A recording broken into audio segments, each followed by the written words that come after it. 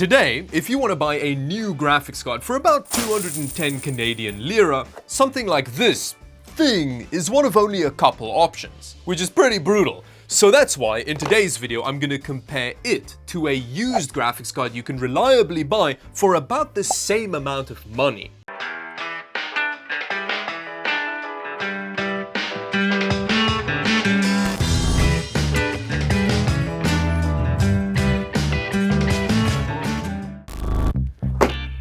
The graphics card that I bought new for about 160-ish US dollars is this GTX 1630. A graphics card which is basically just a GTX 1650 with its limbs cut off. Let that sink in for a second. A GTX 1650 with its limbs cut off. I don't know about you, but that doesn't bode very well for the budget graphics card space in 2023. But let's have a closer look at it.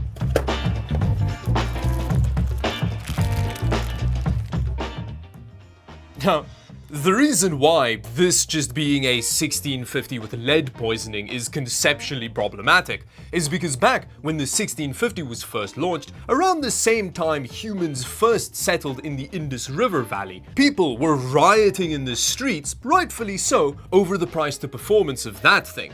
And that was ages ago, and it was a better version of this card. For the same amount this thing cost me now. I don't know, I'm really hoping the used market saves the day here, but I guess we'll find that out soon enough. But with that, let's drop this very promising graphics card in a system and see how it performs. Oh yeah, that graphics card looks right at home in the H9. So tiny!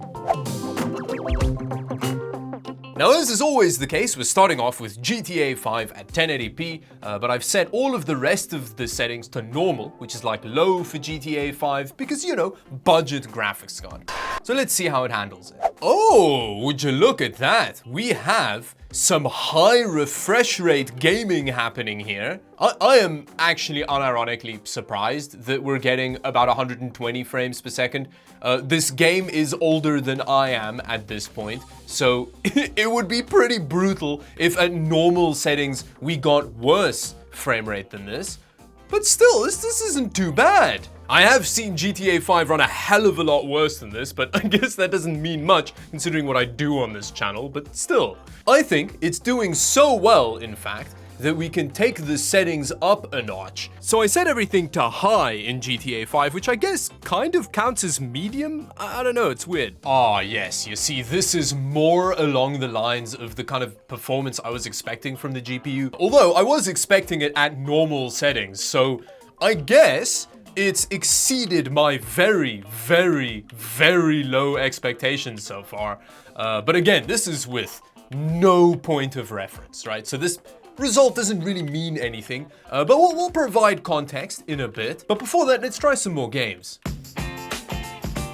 CSGO just isn't launching. I've tried several times, it pretends to be launching, but when I do Control-Alt-Delete, not responding. That's the extent to which we can play CSGO today. So with Battlefield 5 at 1080p low settings, we are getting a playable result out of this graphics card, which again was better than I was expecting. My bias going into this meant that I thought this graphics card was going to be like gaming using the flight computer on an Apollo 11 rocket, but it's not the case. Even a more demanding game like Battlefield 5 is playable at 1080p.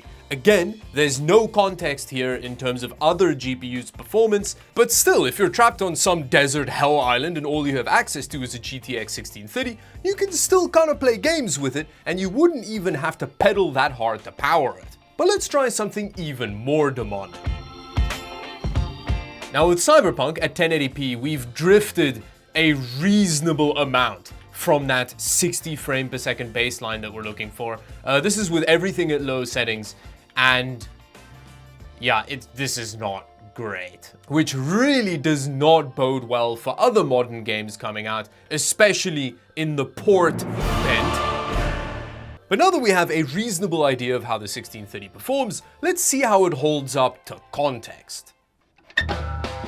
Now the used graphics card for today's deathmatch arena of death is this RX 6600, a graphics card that if you shop around you can find used for about 200 Canadian drachmi. And considering the specs difference, it seems like the 1630 is about to be curb stomped here. But let's not assume, let's drop it in a system and see what happens. Oh no, context is not very kind to the new GTX 1630, is it? At 1080p high settings, we are very comfortably in the stutter zone with the RX 6600. I actually think the 1% lows for the benchmark are going to be pretty bad because the game is running too well on the 6600. Oh yes, there we go. There was some of the good stuff right there. Maybe a different game will be more favorable to the 1630, maybe? Well, at least CSGO still doesn't work, so I guess that's good. Whoa, at 1080p low, the RX 6600 is going hard. This is not faring better for the 1630 at all. Wow, that's crazy. We occasionally hit over 300 frames per second compared to 60. Wow. I'm trying to think of a way to wisecrack here, but there's no more brutal put down than that. Like, I don't know. So with 1080p high, we're still almost getting 200 frames per second. This is a relatively barren map, but I'll have some standardized benchmarks showing in a second, so don't worry your pretty little heads about that.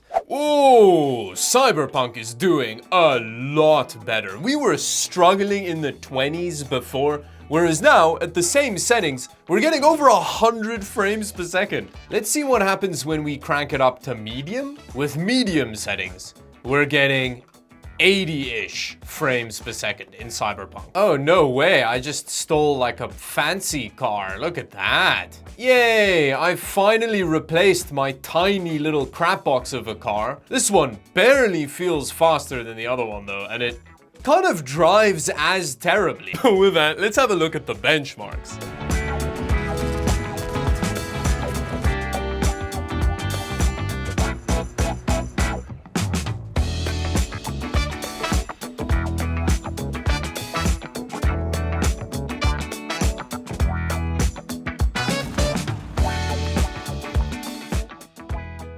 So for a similar price, the used card's foot is so far up the 1630's ass that it's never getting its shoe back. Now you may be thinking, Dawid, surely there are better new card options at this price point. Well, you can technically buy a 1650 for the same amount, which also humiliates the 1630, but stock at this price point is often not available. The RX 6400 is also an option, but these cards are just obscenely priced for what they are. Don't get me wrong, they have their use, but this pricing is ridiculous. So at the end of the day, the moral of the story is buy used, and if you can't do that, you just have to cry in a shower. I don't know what else to tell you. Anyway, with that, until the next video, bye-bye.